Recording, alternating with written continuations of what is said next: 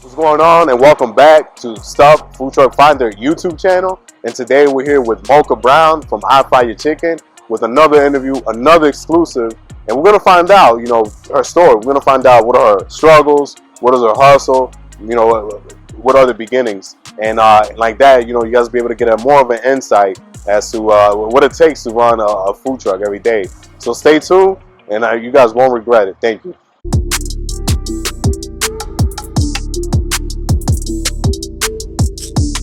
All right, we're here tonight with Moka, I Fry Your Chicken, the beautiful, the lovely Moka Brown. Amazing food, amazing work ethic, and today we just want to go ahead and get your story as what were the beginnings, the struggle, the hustle. So, what made you think about buying a food truck?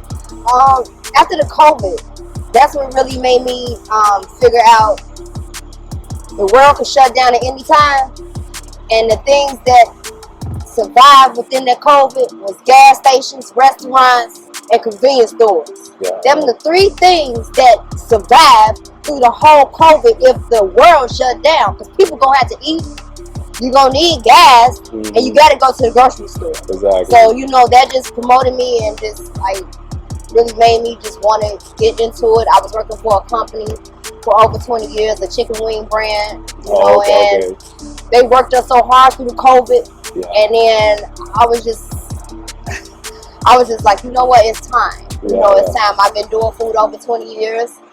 Almost 30 years I've been doing food. I cater. Wow. I'm from Chicago. I moved to Tampa 7 years ago.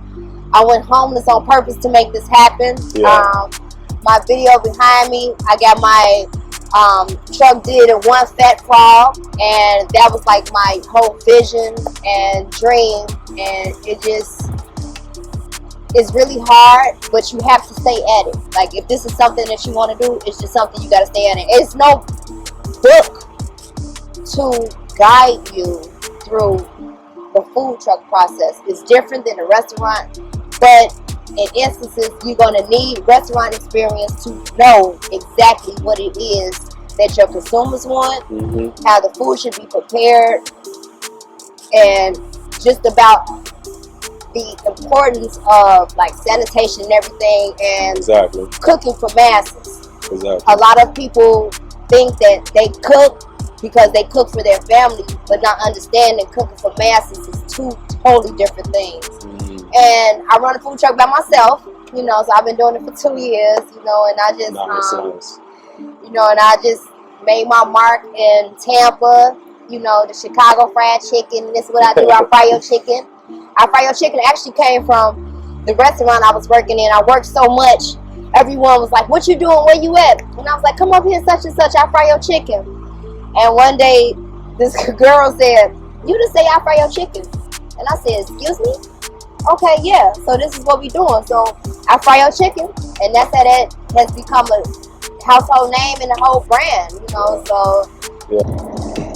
All right, so we got some good plate right here. Went ahead and there's a little bit of this right here. You can see it. Look at that. Delicious, man. So we're gonna go ahead and taste it, man. Let's see, I tasted it a lot of times, but I just want to show you guys right up here.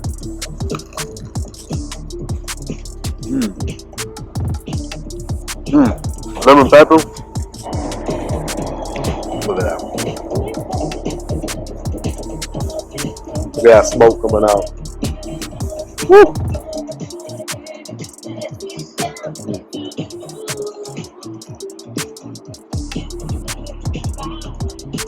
So you gotta know, one, really good food, busting food, one of the best chickens you can find. You'll find on Instagram, Twitter, Facebook, and on the Stuff app as well. This right here is amazing. I can't stop. I can't. We guys already know. Let's get back to the interview so we can get some more info. Thank you. Look at the chicken strip right there. Oh, wow. Look. Wow, we got a big chicken strip. Look at this. Look at that. Look. Yeah, I got my own seasons, my own recipes. I do all types of different foods, and yeah, I just cook from the heart. Everything is from the soul. Nice. Hey everybody, I'm here at the Food Blog, and I got some chicken from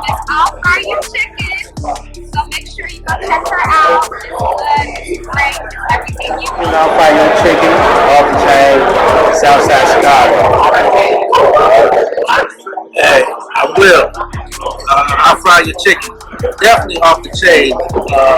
Crunchy on the outside and juicy on the inside. And I'm representing West Side right now. The way of my real home, Philly boy. All right. And it's like in this type of business because like the struggles you go through the day to day, you gotta have that soul. You know what I'm saying? If not, you're not gonna make it. You know what I'm saying? Unfortunately, you're not gonna make it.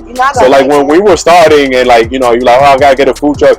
Like what was the process of like, obtaining the food truck? Like did you go online? Did you shop around different places? Yeah, I did shop around. So I went to a couple of places in Miami. So I went down there and the cost was the biggest thing. Yeah. So people don't understand the cost. So when I went to One Fat Frog to do my truck, they told me the price, but initially you had to have cash half down before they even start on the truck. Oh, okay. Which is a good thing because that's really good. Like I'm glad that happened because she almost done paid for it, and it's 2 years in, you know, and this truck. You know, these trucks are very expensive, you know, and especially now, a lot of people are getting into the food truck business, you know. So, you know, it's like part of the licenses and everything, and just, you know, just trying to get contacts, you know, and the networking part. The networking part is the big thing, is the big part of the food truck. Is word of mouth. That's what it is, really, word of mouth, because that's how you get branded within your community. You got to do community-based events. Yeah. You have to be into just all type of different things and do things with children.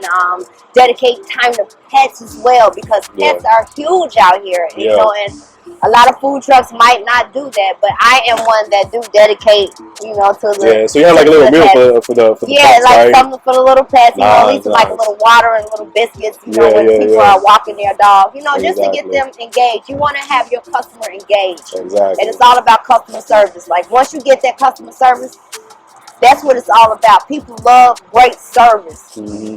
For whatever it is that, if you're selling food, clothes, whatever it is, whatever service you're selling, restaurants, you have to have customer service. You got to be a people's person. Yeah, exactly. No, and especially in this business, right? You know, because like the person's coming up, it's not like food truck is not like unless if you're really known, it's not like a well-established brand, so they don't know you. And then once you go approach, and if you not really with it or anything, they're like, you know what, I don't want to even come back. So once you give them good customer service and banging ass food, at that point it is a wrap. You know, they're always gonna come back. Whether they come today, the next week they'll come with their sister and the family and stuff like that. And it's like that. So when okay, so then you purchase the truck, and at that point, like, let's talk about licensing. Like, you know, what was your story behind the licensing?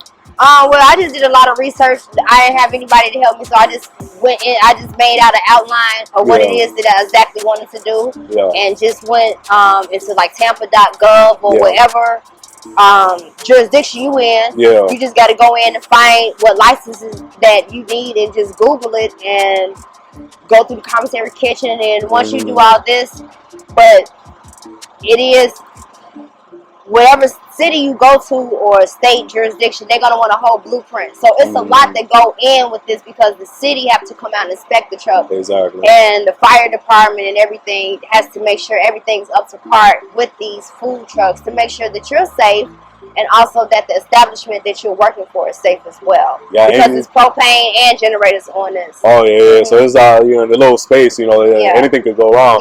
And when you were doing the licensing and all that, you did it all by yourself, like all the research. I did all the research by myself. That's I did. crazy. I had nobody to help me. I did it all by myself. I did all the research by myself, and I'm still doing research now. You know, so but I've learned a lot with this food truck, and you know, I'm willing to help anybody, or at least give an insight on the everyday running of a food truck, because if you invest this type of money, you have to be in it. There's no half-stepping in this. Exactly. And I had worked 2 other jobs and was still trying to run this food truck.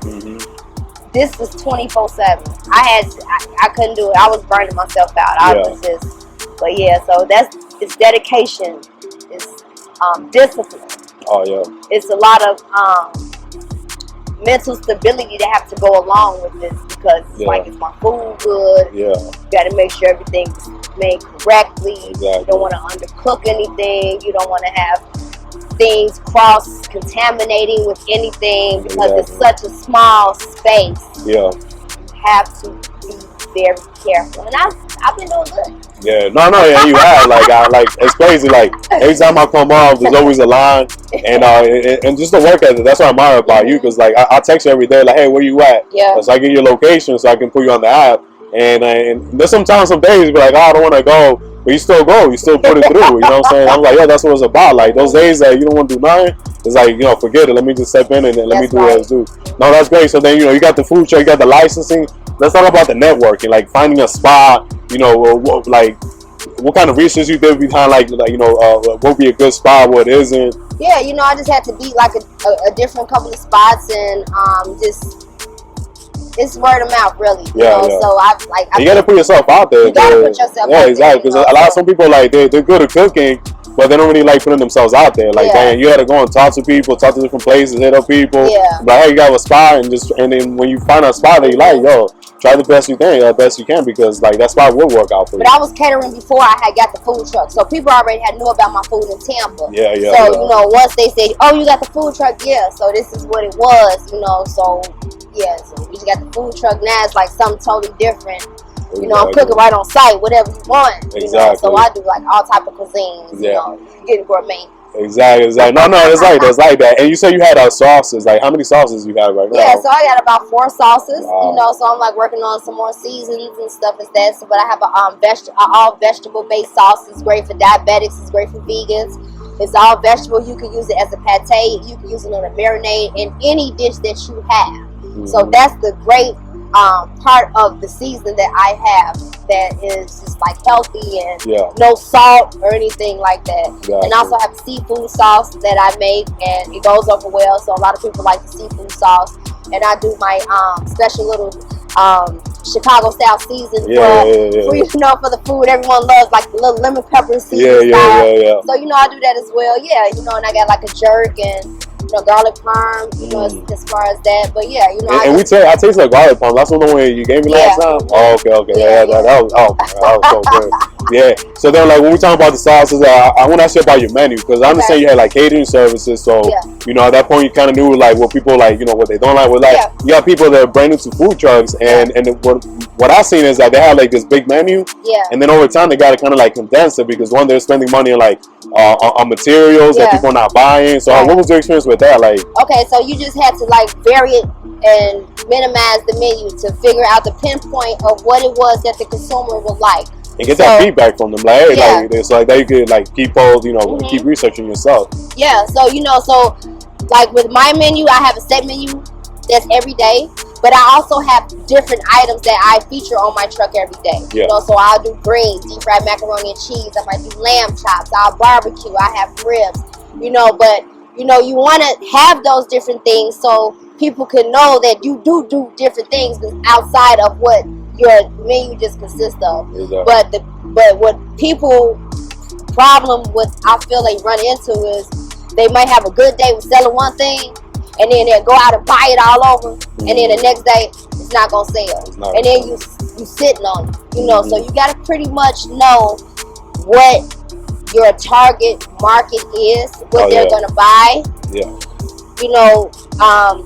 I don't do vegan, but I will do vegan. My market doesn't call for vegan, but I do have vegans that do come to my truck, but I do have vegan options as well. So you have to have at least 2 or 3 different type of options for people who might not eat meat, who might not eat certain animal products or something like that, or just vegetables like that. So yeah.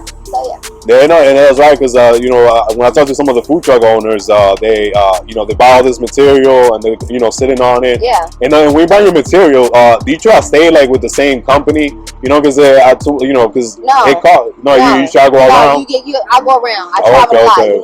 You gotta hit A, B, C, and D. As far as like, I got prices memorized. So you know when the prices went up, you know when they went down. You gotta know your numbers. You gotta know your numbers. So you gotta have different type of spots to go to, just to get the different things that you need. Because we're not a big brand. You know, we don't have the big trucks that's pulling up to our food truck just delivering cases. So, you know, we have to inch it in. You know, but, you know, like Restaurant Depot, GFS, and, you know, just a different variety of wholesalers that is available to, if you have a business with the state of Florida, or if you just have like a side business that's also sell wholesale. So it's a lot of different stores and everything out here that do cater to the type of business that we do.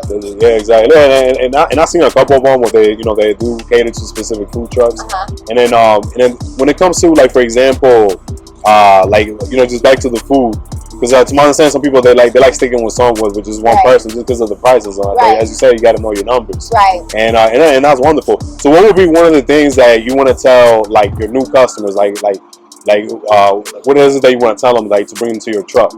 Or, like, to bring to my truck? Yeah, like, what do you want to tell the new customers out there? Like, you know, what's your favorite dish? What's your most popular dish? Oh, well, my most popular dish on my truck is my wings. So my wings and my whiting. Nice. And catfish. Nice. Yeah, so those fly out the door, and the tater tots. It's some of everything. Like, I have such a great variety of items on the truck. It's the season. The season. So it's the season. So it's really the season. So once the season hit, they sold like, oh baby, hey, that's what we're doing. It's the season. So you know, it's really the season because, you know, I put that. Really, that's my staple season on everything. If you guys want something different, and I would do something different. Yeah, but yeah, you like to mix around, because there's some people I talk to that like sticking to one thing. Yeah, they stick to one thing, and then, you know, but I like that because you like mix around, and that shows the creativity that you guys know. That's great. And where can your customers find you? Like, what is your Twitter, your Instagram handle, your Facebook handle? Yeah, well, my Instagram is Moka's Catering Cafe, MOKAS KATERINKAFE. Or I'll Fry Your Chicken. That's also another Instagram of mine. Okay. I have a Twitter, I'll Fry Your Chicken. ILLFRYYOCHICKN. I got that as well. And on Facebook, I'll Fry Your Chicken the brand. So, you know, and I have a website, www.mokascateringcafe.com. Yeah, nice. Yeah, great. So, and then there they can find all your info and all that. Got you. All right, great. Well, hey, you know, it was a pleasure, you know, coming. You giving me the time to come here. Definitely. And just interview you a little bit, so people can get to know you. And as well, you know, you guys can always check her out on Stuff app. You can always find her location. You can find, like, you know, where she's at, because she likes to move around. You know, like, as you see, she likes to mix things up. So you can always find her. You pull up, I'll Fry Your Chicken, and you'll see exactly where she's at, and the map will take you. And again, I want to thank you again. And I appreciate you. Yeah, no, for sure. And I want to come back, like, within a couple months. And just, like, see where you're at. Like, you know, what has changed since the last time I've been here. Like, oh, look, I'm opening up a second truck, or you know, I found this Bomb-Man's location. Then just get updates so, like, that people could, like, you know, see, like, you know, that you still out here. You know, you're still cooking, you're still doing your thing. Yeah, for sure. Well, no, thank you very much. I appreciate it. Hey. There you go. Yeah, Fry Your Chicken. Don't miss her out. She's on Instagram, on Facebook, Twitter. You can find her on the Stuff app as well. And thank you very much, and you guys have a great day. Bye. All right, thank you.